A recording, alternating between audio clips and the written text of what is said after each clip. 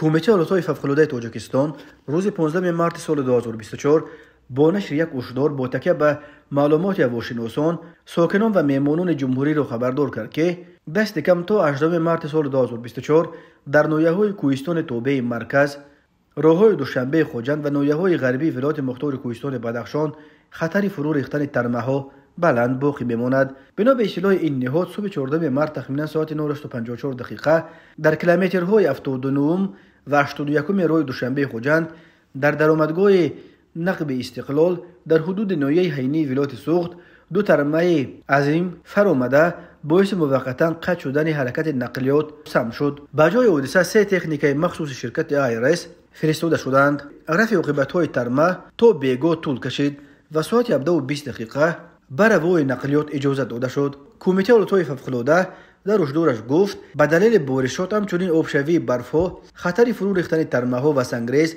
در راه‌های دوشنبه خوجند چنوق، دوشنبه رشت لخش، دوشنبه سنگوار کولوب درواز ونج خوروغ اشکوشم و خوروغ مرغاب بلند باقی میماند. کمیته حالتهای فوق‌العاده از رانندگان خواسته است که پیش از به سفر برآمدن درباره وضع راه‌ها معلومات مفصل به دست آورده ماشین‌های خود را با تجهیزات لازمی تامین کنند. قاعده‌های حرکت راه را رعایت کرده هنگام عبور از منطقه‌های ترمخیز فاصله بین ماشین‌ها را قطعاً رعایت کنند. از همچنین خواسته شده است که در صورت دچار شدن به حالتهای فوق‌العاده به این رقم‌ها به کمیته حالتهای فوق‌العاده خبر بدهند: 112 و یا 992 93 880 28 19.